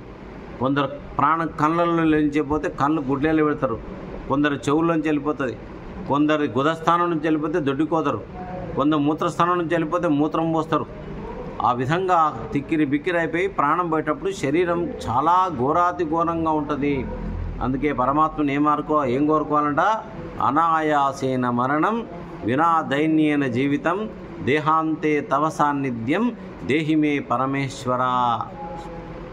ఏ ప్రభు పర్వతిపతి, నా జీవితాన్ని భిక్షగాన్ లేక చేయకు, అడుకోనియక నన్ను ఎక్కడ. వినాదైన్యన అనాయాసైన మరణం, నా మరణాన్ని సులువుగా తీసుకొని పోనండి, ఇబ్బంది పెట్టకు. చాలామంది మరణం ఒకటి ఉంటుందని కూడా తెలియదండి, మర్చిపోతారు. చచ్చినప్పుడు బ్యా అంటారు, అయిపోయాయి. జీవన్ముక్త లక్షణాలు ఉన్నాయని చెప్పుకున్నాం మనం భగవద్గీతలో కానీ భాగవతంలో కానీ. కాబట్టి కొందరి ప్రాణం శిరస్సులోంచి ఎవరిది వెళ్తుందో బ్రహ్మరంధ్రం నుంచి వాడికి మోక్షం వస్తుంది. అందుకని ధ్యానం చేసుకొని మెల్లగా ప్రాణాన్ని బ్రహ్మరంధ్రం నుంచి పోగొట్టే ఆలోచన చేసుకోవాలి మెల్లగా. ఎవడన్నా ఆలోచన చేస్తున్నాడా? అంతా సంపాదించాలి, సంపాదించొద్దని శాస్త్రం లేదు, సంపాదించండి. కానీ దాంట్లో భగవంతుణ్ణి కూడా సంపాదించుకునే పని మనం చేయాలి. జై శ్రీమన్నారాయణ. ఈ విధంగా ఆ యమదూతలను దర్శనం చేసుకున్నారు. భయమైపోయింది. ఈయన కొంచెం పుణ్యం ఉంది, ఎక్కడో పాత పుణ్యం ఉంది, ఆ బ్యాంకు బ్యాలెన్స్ ఉంది, అందువల్ల ఆయన కనిపించారు. జీవులను హింసించేవారు, పాపులను భయంకరంగా దండించేవారు, దయా దాక్షిణ్యాలు లేనివారు, ఉగ్రస్వరూపులు అయిన యమకింకరుడు అజామిలుడు దూరంగా చూచాడు. అంత్యకాలంలో అతడికి 3 దూతలు కనిపించారు. 1, 2 కాదు, 3 వచ్చారు ఆయన దగ్గరికి. కోపంతో నిప్పులు కక్కుతున్నారట. మరి కక్కరా నిప్పులు? పిల్లాన్ని వదిలిపెట్టి వేశ్యంబడి పోతాడా? ఏమైనా మంచి పనా? తల్లిదండ్రులను వదిలిపెడతాడా? వృద్ధ తల్లిదండ్రుని. ఎప్పుడైనా మనిషి మన అమ్మ ఏ స్థితిలో ఉన్నా, మన అమ్మ దేవత. మన అమ్మ రూపం లేకపోవచ్చు, కానీ మన అమ్మ మనకు దేవత. జన్మనిచ్చిన తల్లిని మించిన దేవుడు లేడు, జన్మనిచ్చిన తండ్రిని మించిన దేవుడు లేడండి. ఇది శాస్త్ర ప్రమాణం. అందుకనే తల్లిదండ్రులను ఎవడు గౌరవిస్తాడో వాడి జీవితంలో ఎప్పుడూ నష్టపోడట. వాడి జీవితంలో ఎనీ కాస్ట్ తల్లిదండ్రుల్ని ప్రేమించేవాడు, తల్లిదండ్రుల్ని గౌరవించేవాడు జీవితంలో తప్పకుండా ఉన్నతులు అవుతారని శాస్త్ర ప్రమాణం చెప్తుంది. ఓం నమ శివాయనండి. ఇంకా అలాంటి లావు పెదవులతో, వికారమైన ముఖాలతో, క్రూరమైన చూపులతో మీదికి దూకుతున్నారు యమదూతలు. వారి చేతుల్లో భయంకరమైన తాళ్ళు, కత్తులు, కటారులు పైకి లేస్తూ ప్రాణాలు తీయడానికి సిద్ధంగా ఉన్నాయి. తాళ్ళు కూడా పట్టుకొచ్చిరట ప్రాణం పట్టి లాక్కొని పోవడానికి. ఎట్లా లాగుతారంట? మేక పిల్లని కడతారు చూడండి, పట్టుకొని పోతారు కదా, కోతిని కట్టుకొని పోతారు కదా. కోతి పోతుందా కడితే తాడు? కోతి ఎట్లా చేస్తుందో ప్రాణం పడి నేను రాను అంటే వాడు ఊకుంటాడు. ఇక్కడనేమో ప్రేమ పాశం మన బంధువుల మీద, మా అక్క, మా చెల్లెలు, మా అన్న, మా అమ్మ, మా వాళ్ళని ప్రేమ పాశం. ఇక్కడ అది యమ పాశం. రెండు పాశాల నడుమ నలిగే జీవుణ్ణి శాస్త్రం వర్ణిస్తుంది ఒక్కొక్క చోట. ఓ మానవులారా, ఇక్కడ ప్రేమ పాశం గుంజుతుంది, తాడలేదు, వీళ్ళను వదిలిపోలేవు. తారసుతాదులు తన వెంట రాలేరు, మృత్యులు మృతిని తప్పింపలేరు. బంధుజాలము తన్ను బ్రతికించుకోలేదు, బలపరాక్రమమేమి పనికిరాదు. ఏమ్మా, ఎంతో నేను పైలవాన్ను బాగా తిని కండలు పెంచితే సరిపోదు, వాడు వచ్చినప్పుడు అంతుట నీ కండలు ఎక్కడ పోతాయో. ఘనమైన సకల భాగ్యం బెంత కలిగియు, గోచి మాత్రం వైన కొంచబోడు. అమ్మా వింటున్నారా? వెర్రి కుక్కల భ్రమలన్నీ విడచి నిన్ను, ఘనమైన సకల భాగ్యం బెంత కలిగియు, ఎంత డబ్బున్నా గోచి మాత్రం వైన కొంచబోడు. వెర్రి కుక్కల భ్రమలన్నీ విడచి నిన్ను భజన చేసడి వారికే పరమ సుఖము. కాయము ఎంత భయానక పాడినన్ గాని, ధాత్రిలో అది చూడదక్కబోదు. ధరణిలో 1000 ఏళ్ళు తనువు నిల్వగబోదు, ధనము ఎప్పటికీ శాశ్వతంబుగాదు. ఓ చాలా మంచి డాక్టర్ ఉన్నాడు ఆయన అనిపోతాం.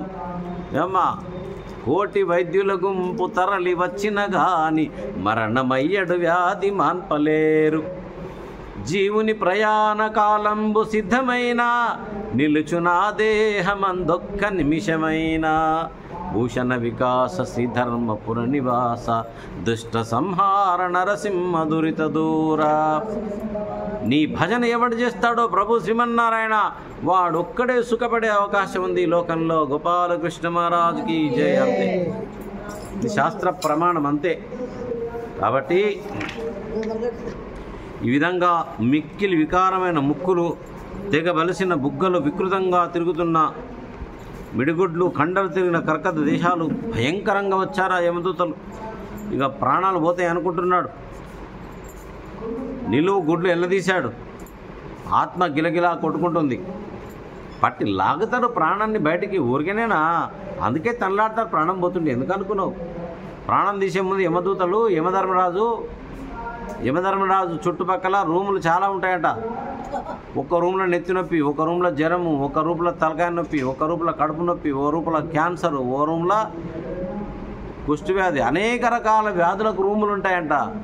వాని కర్మానుసారం యమధర్మరాజు, రారా డేట్ ఆఫ్ బర్త్ ఎవరినందు రాయాలా, డేట్ ఆఫ్ డెత్ చూడు అంటే పలానందు పో వెళ్ళరా పో. ఫస్ట్ పొందెకో నింద, రోగం అనేది రావాలట. ఆ రోగాలు వచ్చి పట్టుకుంటాయంట. యమదూత ఆజ్ఞ ప్రకారం వస్తాయంట అవి. జయ సింహనారాయణ అనండి. దూరంగా ఆడుకుంటున్న అతని చిన్న కుమారుడు అతడు హృదయ సీమలో గోచరించాడు. వాళ్ళని చూశాడు, భయంకరంగా ఉన్నారు.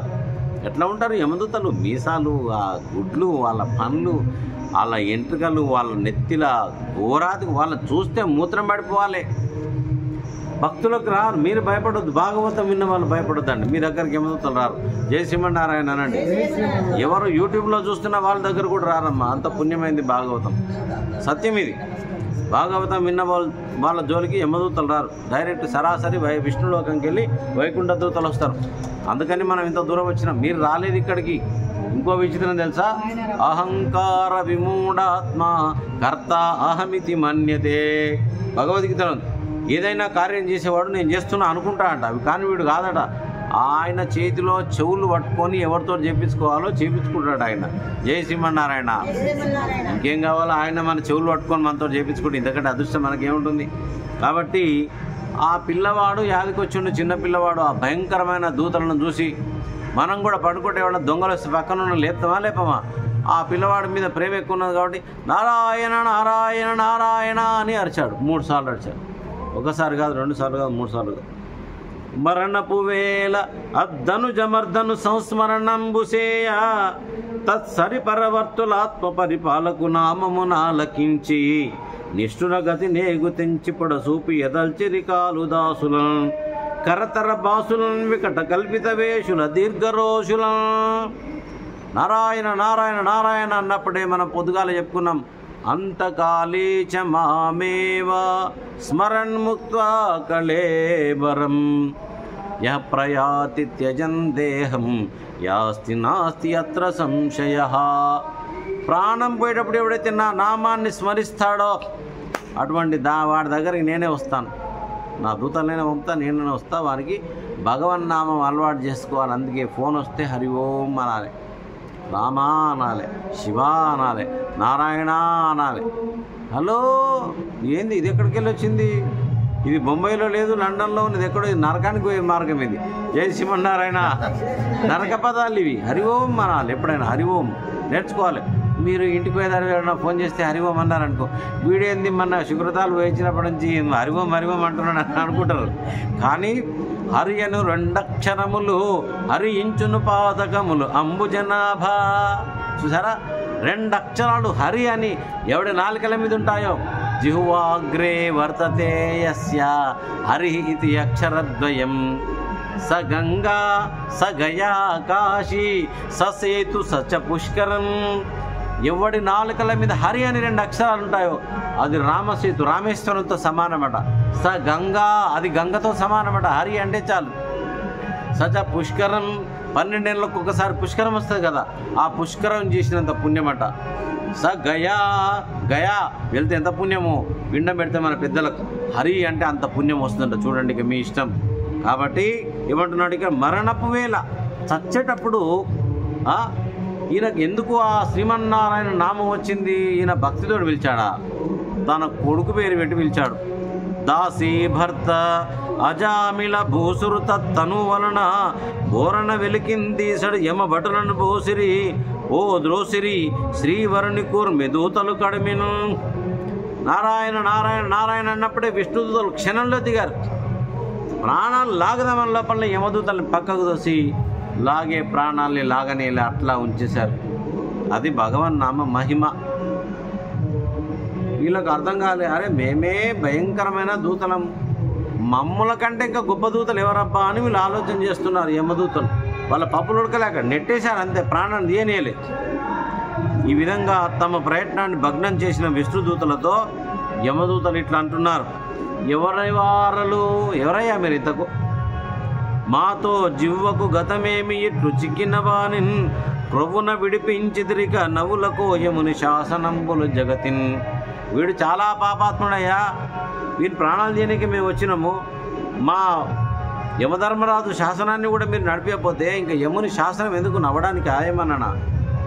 చాలా పాపాత్ముడయ్యా, వీరి పాపాలు దేనికి వచ్చినాం మేము. ఎవరు మీరయ్య ఈ భవ్య రూపముల్ కనులకు అద్భుత క్రమమనర్చే దివిజులో భువిజులో దేవతా ప్రవరులో సిద్ధులో సాధ్యులో చెప్పరయ్యా. దళిత పాండు పద్మధర దీర్ఘనేత్రులు వరపీత కౌశేయవాసులరయ గండ మండల నటత్కుండల ద్వయులను పడు కిరీట ప్రభాభాసితులను ఊరి పుష్కరమాలికా చారుపక్షులు అమిత కోమరణ వయౌవనాదికులను బాహుకేయూరమణి గణ ప్రాజమాన ఘన చతుర్భుజ లభ్ర సంకాశరుచులు. అసలు మాతో మీకేంటయ్యా పని? మీరెవరు ఇంతకు? మిమ్మల్ని చూస్తే మీరు చాలా అందంగా ఉన్నారు. విష్ణుదూతలు ఎట్లా ఉంటారట? విష్ణువు ఎట్లా ఉంటారో విష్ణుదూతలు అట్లాగే ఉంటారట. అందుకనే శ్రీమన్నారాయణ భజన చేసే వాళ్ళకి ఆ విష్ణుదూతలు వస్తారు. ఇక శివుని స్మరించే దగ్గరికి అయితే యమదూతలు దరిదాపులో కూడా రారట. కైవల్యం శివదూతలే వచ్చి తీసుకొని పోతారు.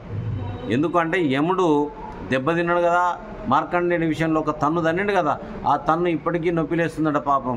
జై శ్రీమన్నారాయణ అనండి. మనం కొడితేనే జీవితకాలం మర్చిపోమండి. ఎవడన్నా కొట్టినని మర్చిపోతామా? ఎంత దెబ్బ కొడితేవి రా నన్ను కొట్టినని మర్చిపోం. మరి తన్నిండు, అమ్మో ఇంకెట్లుంటుంది ఆ తన్ను? అది శివుడు తన్నింది. దెబ్బ తన్నుడు అంతే ఆడపోయి పడ్డాడు యముడు. అక్కడి నుంచి ఎవడన్నా విభూతి పెట్టుకుంటే చాలు వాడి దగ్గరికి రారట యమదూతలు. ఆ దెబ్బ గుర్తుస్తాడు, అమ్మ నాయనో ఆ తన్ను ఇంకా నాకు భయం నొప్పిలేస్తుంది, రే పోదురా మీరు శివభక్తుల దగ్గరికి. డైరెక్ట్ కైలాసమే శివభక్తులు. ఓం నమ శివాయ. కాబట్టి నీలి మేఘాలు అంటే ఇంత అద్భుతమైన మీ శరీరం ఉంది, ఎవరయ్యా మీరు ఇంత గువ్వ అని అడిగారు. ఇక వాళ్ళని చాలా పొగిడారు. వాళ్ళు అన్నారు, అయ్యా మీరు యమదూతల, మరి మేము విష్ణుదూతలమైన సంగతి తెలియదా? మమ్మల్ని చూస్తే మీకు అర్థం కాదా? ఈ లోకాలను నడిపించేవాడు శ్రీమన్నారాయణుడు, ఆయన సేవకులం మేము. ప్రాణం పోయేటప్పుడు ఎవడైనా ఆయన నామం ఉచ్చరిస్తే అతని దగ్గరికి మేము వచ్చి వారిని కాపాడుతాం, యమదూతల నుంచి ప్రాణం తీసుకుపోయాం. వీడు ఎన్ని జన్మల పుణ్యం ఉందో మరి.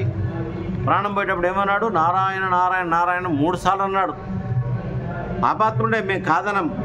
కానీ చివరి దశలో అంత్యకాలంలో ఆ భగవంతుడి యొక్క నామాన్ని 3 సార్లు ఉచ్చరించడం ద్వారా వాడి పాపాలన్నీ పోయినాయి, పరమ పుణ్యం లభించింది.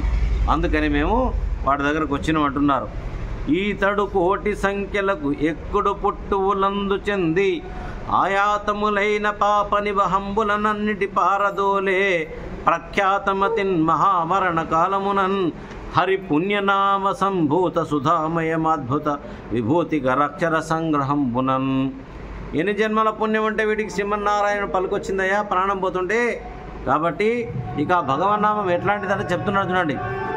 బ్రహ్మహత్యానేక పాపాటవులకు అగ్నికీలలు హరినామ కీర్తనములు, గురుతల్ప కల్మష క్రూర సర్పములకు కేకులు హరినామ కీర్తనములు, తపనీయ చౌర్య సంతమ సంబునకు సూర్య కిరణముల్ హరినామ కీర్తనములు, మధుపాన కిల్విష మదనాగ సమితికి కేసరుల్ హరినామ కీర్తనములు, మైత యోగోగ్ర నిత్య సమాధి నిధుల అలరు బ్రహ్మాది సురులకు అందరాని ఊరి నిర్వాణ సామ్రాజ్య భోగభాగ్య కేలనంబులు హరినామ కీర్తనములు.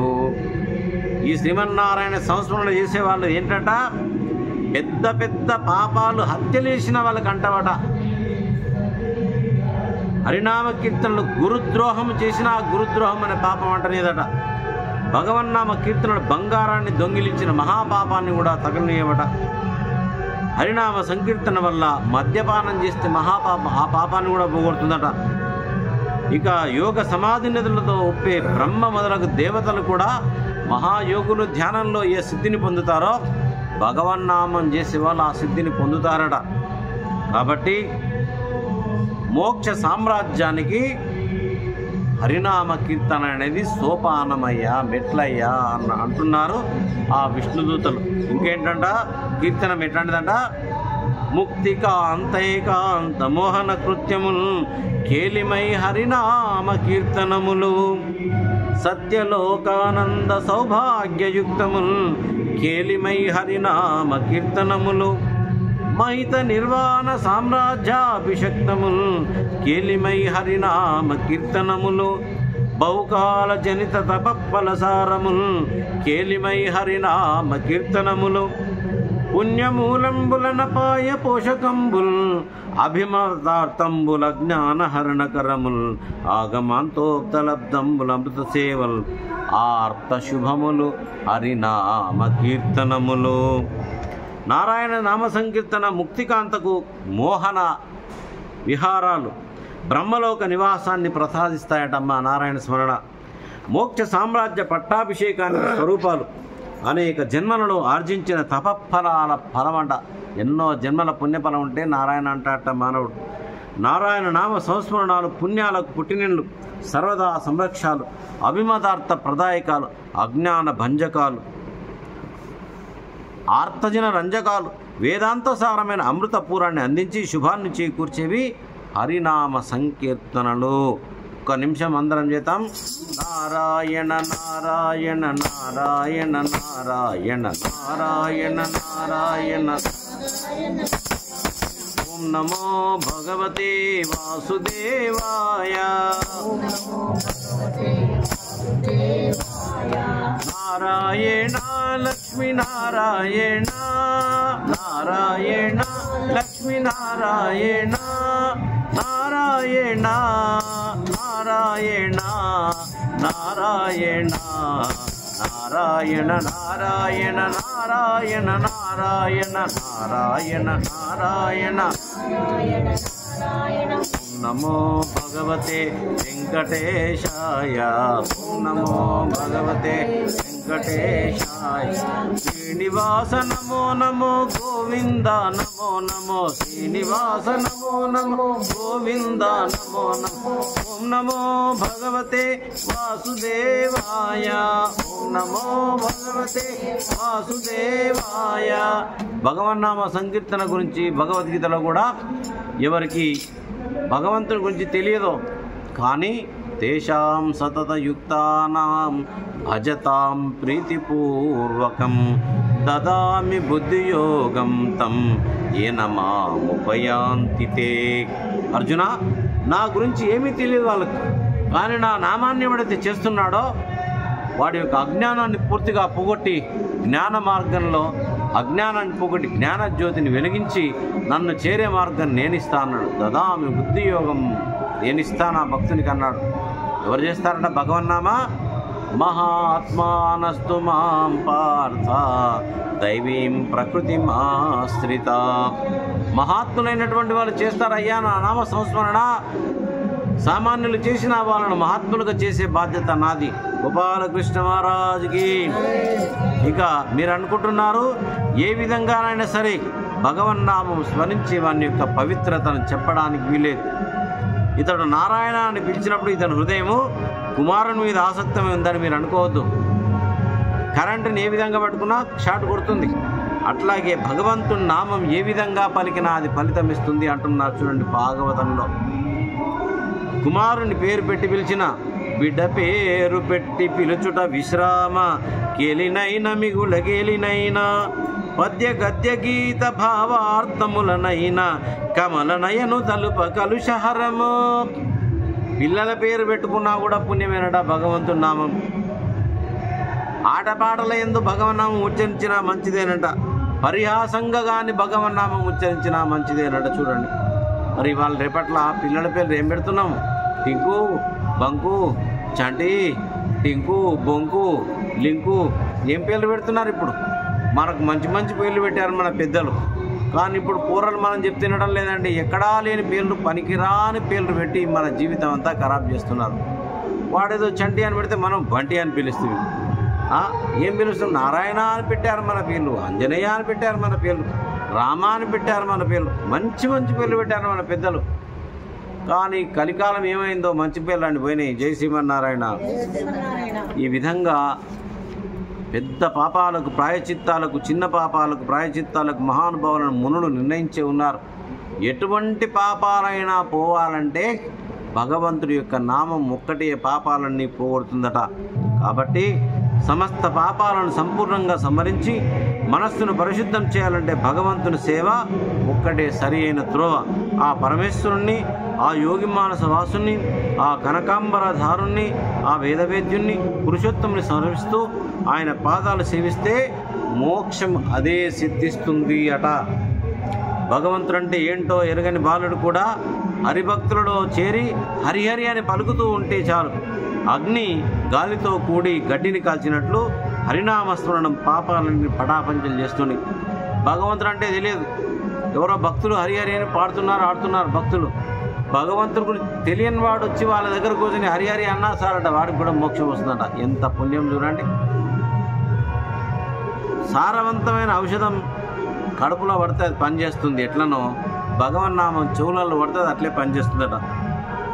కాబట్టి తెలిసి పలికినా తెలియక పలికినా అగ్ని ఎట్లా కాలుతుందో భగవన్నామం అట్లా పనిచేస్తుందట. ఇక ఇతని కాలం అంటారా అజామిలుడు? మరణకాలంలో హరినామ స్మరణ అనే అమృతాన్ని తాగిండు ప్రత్యక్షంగా. కాబట్టి ఇతడికి ఎన్నో జీవితాల పుణ్యం ఉంటుంది, జన్మలది. అందువల్ల ఇప్పుడు పలకగలిగాడు. ఈ విధంగా ఆ శ్రీమన్నారాయణ దూతలు యమదూతలకు చెప్పి పిలిపించారు. ఇక యమదూతలు వెళ్ళి యమదూతను అడిగారు, అయ్యా మేము వాడిని పట్టుకొద్దామని పోయినాం, ఎవరో చాలా భయంకరంగా ఉన్నారు, విష్ణుదూతలడా విష్ణువు వలె ఉన్నారు, వాని ప్రాణం తీయనే లేదయ్యా, ఇంతకు ఎవరయ్యా వాళ్ళంటే, అరే రే వాళ్ళు వచ్చారా, వీడు విష్ణునామం స్మరించాడు కాబట్టి వాళ్ళు వచ్చారు, మంచి పని చేశారు, వదిలిపెట్టించారు, ఇంతకుముందే శివుని చేత దెబ్బలు తిన్నా నేను, ఇప్పుడు విష్ణువు చేత తన్నులు పడకముందే బతికించారు, వదిలేయండి. కానీ ఎవరిని పట్టుకురావాలి మీరు? శ్రీమన్నారాయణ పద తామర సద్యాన సలిల ధౌత మహాగస్తోముండై సద్భక్తి దామం బగుచుండి తెలి తక్షణ మాత్రం. ఇక జ్ఞానోదయం అంట. ఇవన్నీ వింటున్నాడు కదా అజామిలుడు. అమ్మో, అప్పుడు జ్ఞానోదయం అయింది. ఇంకా అప్పుడు బాధపడుతున్నాడు, అరే అనవసరంగా వ్యభిచారింపడి పోయినా, అమ్మను వదిలేసా, నాన్నను వదిలేసినా, కట్టుకున్న మంచి భార్యను వదిలేసినా.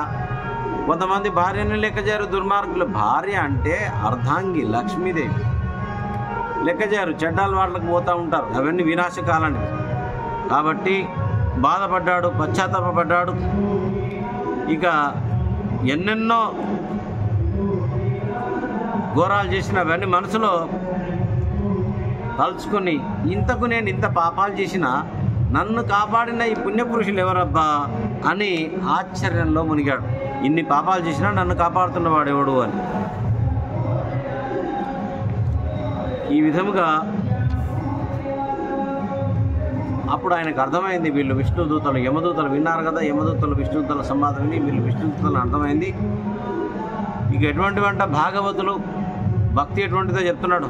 శృత్యంత విశ్రాంత అత్యమనుక్రమణీయ భగవత్ ప్రసంగతులు భాగవతులు సనకాది మునియోగ సదానందైక పరమ భాగ్యోదయుల్ భాగవతులు కృష్ణ పద ధ్యాన కేవలామృతపాన పరిణామయుతులు శ్రీ భాగవతులు బహుపాతకానీక పరిభవ ప్రక్రియ పురుషోగ్రమూర్తులు భాగవతులు బహుపాతకానీక పరిభవ ప్రక్రియ పురుషోగ్రమూర్తులు భాగవతులు భావతత్వార్థవేదులు భాగవతులు బ్రహ్మవాదానువాదులు భాగవతులు శిలుడు తన రంగనెన్నడు చేటులేని పదవి నొప్పారు వారు భాగవతులు. భగవంతుని యొక్క భక్తుల మనస్సు ఎప్పుడూ భగవంతుని యొక్క దివ్య చరణాలపైన విహరిస్తుంటుంది. వారు సర్వదా భగవంతునికి సంబంధించిన ప్రసంగాలే చేస్తారు, వ్యర్థ మాటలు మాట్లాడరు. ఇక సనకాది మహాయోగులు అనుభవించే బ్రహ్మానందాన్ని అందుకోగల అదృష్టవంతులు సనక సనందనాథులు. భాగవతులు శ్రీకృష్ణ చరణకమల స్మరణమని మధుర సుధారసాన్ని తనివి తీరా పానం చేసి జీవితాన్ని పండించుకుంటారు. భగవద్భక్తులు బహు విధాలైన భయంకర పాప సమూహాలను చించి చెండాడుతారు. పరతత్వాన్ని గుర్తించి బ్రహ్మస్వరూపాన్ని ఆరాధిస్తూ ఉంటే పరమ ఐశ్వర్య సంపన్నులే భాగవతులు. వారు తమ మహోన్నత స్థానం ఎప్పుడు కిందికి పాడరు కిందికి. కాబట్టి ఓ నా యమదూతలారా, ఎప్పుడు కూడా మీరు విష్ణు భక్తుల దగ్గరికి వెళ్ళకండి అని యమదూతలకు చెప్తున్నాడు విష్ణువు. అటువంటి విష్ణు భక్తుల దరిదాపనకు మీరు పొరపాటున కూడా వెళ్ళకండి.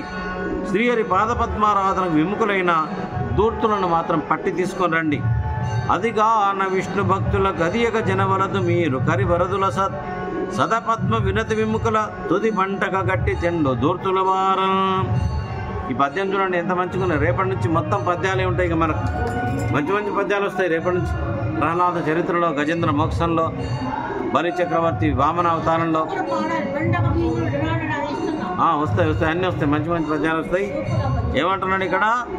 ఏకశక్కమునకైన ఇందిరారమణుని పలుకంగలేని దుర్భాషితులను యమదూతలు చెప్తున్నాడు.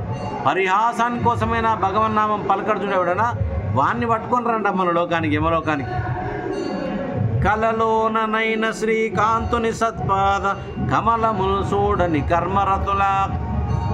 కలలో కూడా భగవంతుని పాదాలు ఆలోచన చేయలేవాడు, వాణ్ణి పట్టుకొని రండి యమలోకానికి. నవ్వుచునైన కృష్ణ ప్రశంసకు చెవిదార్చనేరని దుష్కథా ప్రవణులా. కనీసం ఎక్కడన్నా భగవద్గత చదువుతుంటే విని ఆనందం చెందలేదు చూడు ఎవడైనా, వాణ్ణి పట్టుకొని రండి మన లోకానికి. యాత్రోత్సవంబులనైన ఈశుని గుడితోవ తొక్కగలేని దుష్పదులను. కనీసం ఎప్పుడైనా యాత్ర పేరు మీద పోయి ఏదైనా గుడికి పోయినరా వాడు పోలే. ఇగో మనం ఇక్కడ వచ్చినాం, ఆ దేవాలయాలను ఎందుకు తిరుగుతున్నాం? కనీసం అట్లా యాత్ర ఉత్సవాల పేరునైనా గుడికి ఎవడైతే పోలేదో వాడిని తీసుకొని రండి మన లోకానికి. పరమ భాగవతుల పాదధూళి, అర్థమవుతుందా? పరమ భాగవతుల పాదధూళి సమస్త తీర్థ సార మనసు తెలియలేని వారి వారి వారి వారి చేరిన వారి తొలిత గట్టి తెండు దూతలారా. భక్తుల పాదధూళి సమస్త తీర్థాల స్వరూపమట. అటువంటి వారిని అవమాన వివరణ చేస్తారు కదా, వాళ్ళని పట్టుకున్న లోకానికి రండి, మన సంగతి నేను చూసుకుంటా అంటున్నాడు ఈ ధర్మరాజు. పరమ భాగవతుల పాదధూళి సమస్త తీర్థ సార మనసు తెలియలేని వాళ్ళని పట్టుకొని రండి. ఇక్కడ భక్తులకి అంత గొప్పతనం ఇచ్చాడు భాగవతంలో. అభేద దర్శనం జ్ఞానం నారద భక్తి సూత్రాలు. భక్తుడే భగవంతుడు. పో, భగవంతుడు ఎప్పుడు సంతోషపడతాడు?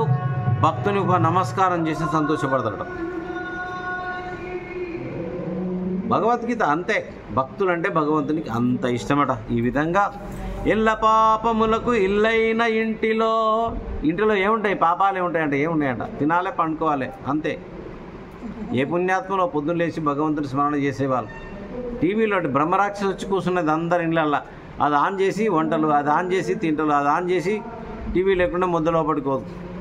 మన పని ఏమైపోయిందంటే బ్రహ్మరాక్షసు వచ్చి కూర్చున్నది ఇళ్ళ టీవీ, దాన్ని బంద్ చేయాలి, అవసరమైనప్పుడే వాడాలి దాన్ని. ఇగో ఇల్లైన పాపం అంట. ఎల్ల పాపములకు ఇల్లైన ఇంటిలో, పాపాలకు నిలయమంట ఇల్లు. అటువంటి ఇల్లును అప్పుడప్పుడు వదిలి ఇటువంటి పుణ్యస్థలాలకు వచ్చి గంగాది జలాల్లో ఒకసారి మునిగితే, తీర్థక్షేత్రాల్లో కొన్ని నిమిషాలు గడిపితే పాపాలన్నీ పోతాయి. ఎందుకు వచ్చారు మీరు ఇంత దూరం అంటే, భగవంతుడు పట్టుకొచ్చి మీ పాపాలు పోగొట్టడానికి పట్టుకొచ్చింది మీకు ఇంత దూరం, అంతే. స్వామి మేమేం పాపం చేసినాం అనొద్దు. మనం చెప్పినా కదా, మన నడుస్తుంటే కాళ్ళ కింద చీమలు పడితే కూడా పాపమే. ఆదివారం మాంసం తింటే కూడా పాపమే. మద్యపానం తాగితే పాపం. ఆదివారం నాడు తినొద్దు మటన్, చికెన్. మన దగ్గర మొత్తం సండే నాడే చేపలు, చికెను, మటన్ తినొద్దు. మంచిది, తినకుంటే మంచిది. అగర్ తిన్నాలే అని వచ్చింది. ఒక ఆదివారం వదిలేయండి బాబు. సప్త జన్మ కృతం జన్మ కృతం రోగి భవేత్. ఏమ్మా, జన్మలకు రోగాలు వచ్చి బాధపడుతున్నాడు. రోగాలు 7 జన్మలకు. ఆదివారం మాంసం తింటే, నెత్తికి నూనె పెట్టుకుంటే, స్త్రీలను ముట్టుకుంటే, మందు కొడితే, అరే రేపు సండే వస్తుందిరా పోదమ్మా దావత్కు చేసుకుందామా, తాగురి బిడ్డ బాగా తాగురి, మీకు వచ్చే జన్మలు ఏమవుతారో మీకు నాకు తెలియదుగా. జై శ్రీమన్నారాయణ. తాగొద్దని నేను అంటలేను, తినొద్దని నేను అంటలేను. ఒక్క ఆదివారం వదిలిపెట్టండి అయ్యా, మీకు నమస్కారం. జై శ్రీమన్నారాయణ. ఇంకా ఎటువంటి వాళ్ళందండి, అరయ్య తనదు జివ్వ హరి పేరు నుడవదు. పెద్దలను మోసం చేస్తారు చూడండి, వాళ్ళని పట్టుకున్నట్టు తల్లిదండ్రులు మోసం చేసేటోని ముందు పట్టుకురంట నరకానికి. చాలామంది మందిని మోసం చేయడానికి చేతగాక ఇంట్లో అమ్మనాయనే మోసం చేయాలి. ఎంత ఘోరం అండి. ముందు వాళ్ళని పట్టుకురండి నరకానికి. జై శ్రీమన్నారాయణ. ఇక పెద్దలను అగౌరవపరిచే వాళ్ళని ముందు తీసుకురండి నరకానికి. వీళ్ళ నాలుక ఎప్పుడు భగవంతుని నామాన్ని నుడవదు. నారాయణ అన్నాడు. ఎవడో పాపాత్ముడు చచ్చిపోతున్నాడట, ఇప్పుడు పుణ్యాత్ముడు వెళ్ళి కనీసం 2 నామాలను వలుకుతానేమని ఇంత నార తీసుకుపోయినాడు, జనపనార. తాతయ్య ఇది ఏంది అంటే ఆడు ఏమంటున్నాడు, పీచు అంటున్నాడట, నార అంటలేడట. జై శ్రీమన్నారాయణ. 2 అక్షరాలు నారాయణలో నార అంటే ఏమైనా దొరుకుతుందేమంటే ఇది పీచు నాయన అంటున్నాడట. చూడు ఏం చెప్పాలి. వాని కర్మాలు అట్లా తగలబడతాయి కొంతమందివి. ఎన్నడూ పుణ్యక్షేత్రాలకు పోరు, భగవత్ చింతన చేయరు. ఇంట్లో ఉన్నా సరే పైసలు లేని యాత్రలకు పోవాలంటే పుణ్యానికి ఏం పోరు. రైళ్ళు, బస్సులు అవన్నీ మన తాత చుట్టాలే కావు. ఒక్కడు యాత్ర పోతే ఎంతమంది బతుకుతారు? బస్సోడు బతుకుతాడు, ఆటోడు బతుకుతాడు, రిక్షావాడు బతుకుతాడు, విమానవాడు బతుకుతాడు, ఏమ్మా హోటల్లోడు బతుకుతాడు. ఒక్క 10 మందికి అన్నదానం చేసినట్టు మీరు ఒక్క యాత్ర పోతే. అందుకని తీర్థయాత్రలు చేసేవాళ్ళు చాలా పుణ్యాత్ములు అని ఉంటుంది భాగవతంలో కానీ గరుడ పురాణంలో కానీ. జై శ్రీమన్నారాయణ. ఇక ఎప్పుడు భగవన్నామం చేయరు, భగవంతుని దగ్గర ఒక పువ్వు పెట్టరు, ఒక పత్రం పుష్పం ఫలంతో ఏది లేదు, ఆయన ధ్యానాలు చింతించరు. అటువంటి వాళ్లకు మోక్షం రావడానికి ఇంట్లో పెట్టిన తేనెటీగల, జున్న తేనెటీగల ఇంట్లో పెడితే తేనెటీగ దూరం తాగుతాం మనం. అటువంటి పాపాత్ములకి ఏమన్నా తేనెటీగ లాంటి తేనె తిట్టినా, ఇంట్లో పెట్టిన తేనె తిట్టినా మోక్షం దొరకనికి పాపాత్ములకి కాదు. కాబట్టి పద్మనయను మీద భక్తి యోగం బెల్ల ముక్తి యోగమనుచు మొదలెరుంగు వారి వారి వారి వారి చేరిన వారి ధ్రువబోవలదు దూతలారా. ఎవరు మనస్సు భగవంతుడి పాదాలపై ఉంటుందో వారి దగ్గరికి మాత్రం మీరు వెళ్ళకండి. వారి దగ్గరికే కాదు, వాళ్ళకి ఎవరైనా సేవ చేస్తారు చూడు, వృత్యస్య వృత్య పరిచారక వృత్య భగవంతుని మార్గంలో ఉండే వాళ్ళ సేవకులు ఎవరైనా ఉంటే కూడా వాళ్ళ జోలికి మీరు వెళ్ళకండి అని యమధర్మరాజు తన దూతలకు ఆర్డర్ ఇస్తున్నాడు. ఈ విధంగా పరీక్షిత్తు ఇంకా ఎట్లా అంటున్నాడు, శ్రీమన్నారాయణ సంకీర్తనం లోకాలకు శుభాలను ప్రసరిస్తుంది, లోకాలను సమ్మోహింపజేస్తుంది, లోకులందరి చేత విశేషంగా గానం చేయబడుతుంది, పలు విధాలైన మాయాబంధాలను తెంపివేస్తుంది, అమోఘాలైన హరిపరాక్రమ గాథలను ఆకర్షించే వారి అంతరంగాలు అత్యంత నిర్మలంగా ఉంటాయి. ఈ విధంగా ఇక వేరే మార్గంలో ఏమీ దొరకదంటున్నాడు. శ్రీమన్నారాయణ పాదపద్మాలను హృదయ పద్మంలో నిలుపుకొని ఆరాధించేవారు ఇతర పాపాలు కానీ, అజ్ఞానం కానీ, వ్యసనాలు కానీ అంటనేరవని యమధర్మరాజు తన కింకరులకు ఉపదేశిస్తున్నాడు. తమ ప్రభువు చేత కీర్తింపబడిన దేవదేవుని మహామహిమలను విని కాలకింకరు ఆశ్చర్యచకులైనారు. వారు ఆనాటి నుంచి విష్ణు భక్తుల వైపు కన్నెత్తి కూడా చూడడానికి భయపడుతున్నారట ఆ యమదూతలు. ఓ పరీక్షిత్ మహారాజా, పరమ రహస్యమైన ఈ ఇతిహాసాన్ని సర్వజ్ఞుడైన ఆగస్త్య మహర్షి నాకు వెల్లడించాడు అని చెప్తున్నాడు. ఎవరు? శుకుడు. ఈ మహానుభావుడు సమస్త దుఃఖాలకు నిలయం చేసేది, సమస్త పుణ్యాలకు నిలయమైన మలయ పర్వతం మీద దేవాదిదేవుడిని వాసుదేవుని ఆరాధిస్తూ నాకు ఈ వృత్తాంతాన్ని ఎరిగించాడు. ఆగస్త్యుడు చెప్పిందంట ఈ శుక మహానుభావునికి కథ. శుకయేంద్రుని మాటలు విని పరీక్షిత్ నరేంద్రుడు ఆశ్చర్య ఆనందాలు నీన హృదయంతో ఇలా అన్నాడు, అయ్యా, ఈ విధంగా ఆ యమదూతలు వదిలారు, శ్రీమన్నారాయణ భక్తులు వదిలిపించారు. అక్కడి నుంచి చాలా పశ్చాత్తాపడ్డాడు ఈ అజామినుడు, అందరిని వదిలిపెట్టాడు. అక్కడి నుంచి సరాసరి వారణాసికి వచ్చాడు, కాశీకి వచ్చాడు, గంగానదిలో మునిగాడు, చేసిన తప్పులకు పశ్చాత్తాపడ్డాడు. చాలా కాలం అక్కడ శ్రీమన్నారాయణ ధ్యానంలో మునిగి చివరికి భగవద్ ధ్యానంతో శరీరాన్ని వదిలి వైకుంఠానికి చేరుకున్నాడట అని ఈ అజామినుడి యొక్క కథలో మనం ఈరోజు తెలుసుకున్నాం. ఓం నమో భగవతే వాసుదేవాయ. దీని శ్రవణ ఫలితం లేదు, మనకు కొన్ని దాంట్లో వస్తాయి, గజేంద్ర మోక్షంలో వస్తాయి శ్రవణ ఫలితాలు. గోపాలకృష్ణ మహారాజ్కి జై. యూట్యూబ్లో తిలకిస్తున్న భక్తులకు ధన్యవాదాలు, శుభాశీస్సులు. ఇతరులకు షేర్ చేయండి, మన కార్యక్రమం లైక్ చేయండి, కామెంట్ కూడా చేయండి. అన్ని దానాల్లో గొప్పది అన్నదానం, అన్నదానం కంటే మిన్న జ్ఞానదానం. కాబట్టి భాగవత పురాణాన్ని మనకు తెలిసిన వాళ్ళకి పంపించండి, చదివితే వింటే వింటారు, లేకుంటే లేదు. మీకు వచ్చే నష్టం ఏమీ లేదు. జై శ్రీమన్నారాయణ. ఓం స్వస్తికి. శుభం.